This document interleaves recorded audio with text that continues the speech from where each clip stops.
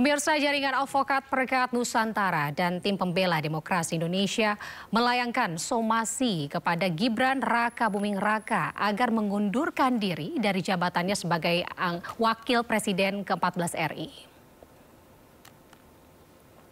Para advokat ini menilai keberadaan Gibran dalam jabatan sebagai Wakil Presiden periode 2024 hingga 2029 ini telah mendelegitimasi pemerintahan hasil pemilu 2024. Jika somasi tidak digubris, jaringan advokat akan membawa persoalan ini sebagai aspirasi masyarakat kepada MPR untuk meminta Gibran didiskualifikasi dari jabatan Wakil Presiden tanpa melalui mekanisme pemakzulan. Kami menyampaikan somasi kepada Gibran selaku Wakil Presiden agar dalam tempo 7 hari mengundurkan diri dari jabatan Wakil Presiden itu. Karena apa?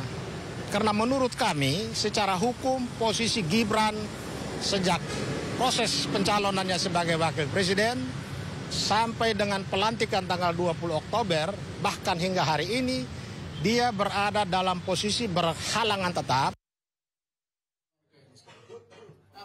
Sementara itu, Koalisi Masyarakat Sipil dan juga Forum Purnawirawan TNI siang tadi menggelar jumpa pers mendesak DPR RI menindaklanjuti surat permohonan pemakzulan Wapres Gibran Rakabuming Raka yang sudah diserahkan ke DPR tanggal 2 Juni lalu. Para purnawirawan mengatakan tidak percaya surat dimaksud belum sampai ke pimpinan DPR. Mereka menduga belum dibahasnya pemakzulan Gibran hanya karena mengulur waktu. Hadir dalam jumpa pers antara lain sejumlah purnawirawan TNI, diantaranya Fahrul Rozi, Tiasno Sudarto, dan juga Slamet Subianto. Sudah kita sampaikan, kita masih sopan ya, tapi mereka kelihatan nggak sopan, nggak dijawab. Dan oleh karena itu kita tidak perlu menunggu lagi. Kalau perlu kita selesaikan secara jantan.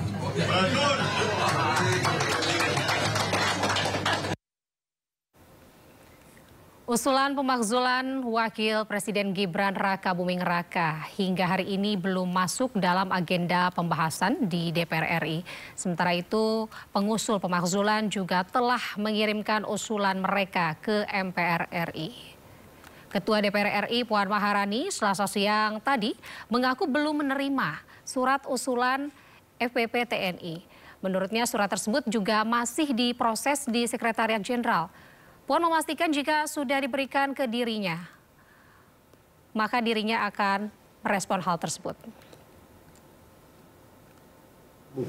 Dibuka masa sidangnya masih banyak surat yang menumpuk, namun nanti kalau sudah diterima tentu saja kita akan baca dan kita akan proses sesuai dengan mekanismenya. Ya dalam masa reses, tapi kan dibukanya baru Selasa yang lalu masa sidangnya dan surat yang ada masih banyak sekali. Jadi kita lihat dulu bagaimana dan seperti apa dan apakah MPR dan DPD sudah menerima. Saya belum berkoordinasi dengan Kesekjenan, belum berkoordinasi dengan Kesekjenan MPR dan DPD. Pemirsa, Mahkamah Konstitusi atau MK memutuskan Pilpres dan juga Pileg digelar terpisah dengan Pilkada. Berbeda dengan sebelumnya, ke depannya ini Pilpres dan juga Pileg digelar minimal 2 tahun setelah pemilihan kepala daerah.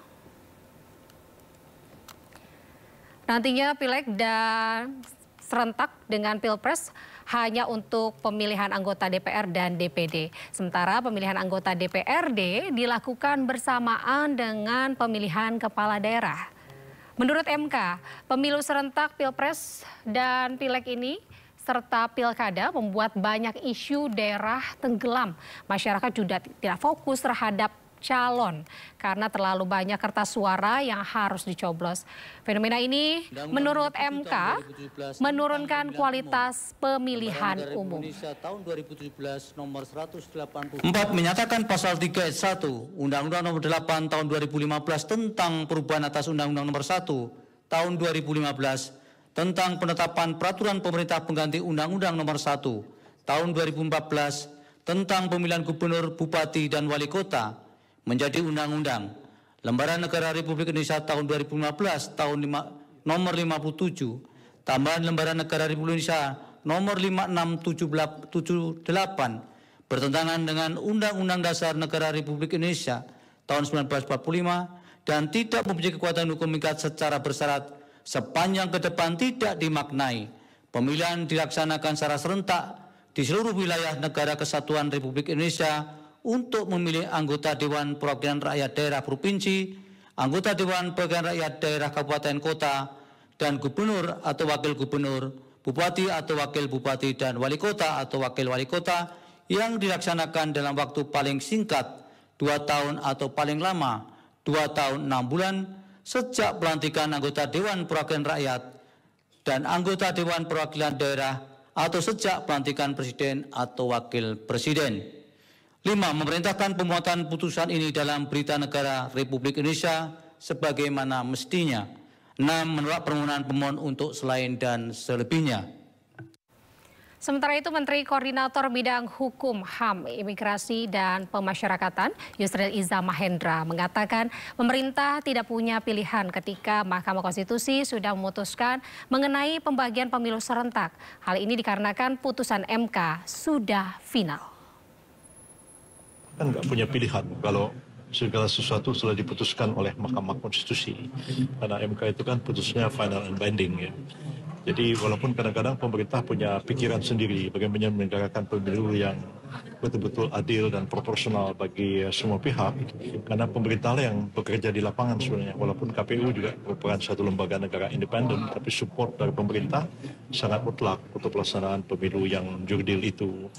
Dan sekarang sudah ada putusan Mahkamah Konstitusi untuk membagi pemilu pusat dan daerah. Kami harus ada beban kerja baru lagi ya.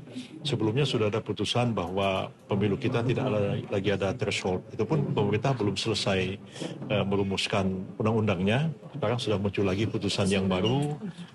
Tapi sejauh itu menyangkut beban kerja para penyelenggara di lapangan, petugas KPPS dan lain-lain, yang tadi disarankan oleh Komnas bahwa perlu ada cek kesehatan terhadap para petugas pemilu yang mungkin selama ini kita lalai dalam hal itu, sehingga malumlah kadang-kadang di desa itu mencari petugas KPPS pun nggak mudah juga kan, kadang-kadang ya siapa ustadz guru ngaji ya udah kita angkat aja begitu ya, karena perlu orang yang dikenal di kampung itu, kan tidak mudah merekrut orang di desa itu. Nah, ini menjadi perhatian kita bersama supaya tidak banyak korban meninggal lagi dalam pemilu seperti yang terjadi tahun yang lalu ya. Tapi partai politik ini? Ya, sekarang sudah mau tidak mau ya, karena memang itu sudah putusan Mahkamah Konstitusi yang final and binding, dan pemerintah dan DPR harus merumuskan kembali undang-undang pemilu, termasuk sejumlah masalah baru yang timbul, misalnya mengenai anggota DPRD. Kalau kepala daerah barangkali bisa tunjuk PJ, walaupun dengan PJ yang 2 tahun setengah itu, dan seluruh provinsi dan kabupaten kota jumlahnya banyak sekali dibandingkan dengan PJ-PJ yang lalu itu.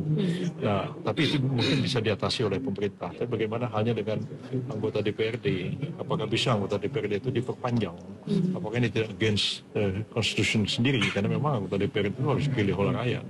Atas dasar kuasa apa kita memperpanjang mereka itu untuk 2 atau 2,5 tahun? Apakah dibentuk DPR sementara atau bagaimana? Itu juga masalah-masalah yang masih perlu kita diskusikan supaya kita tidak nabrak konstitusi lah. Dan saya kira Pak Tito akan bisa bekerja keras.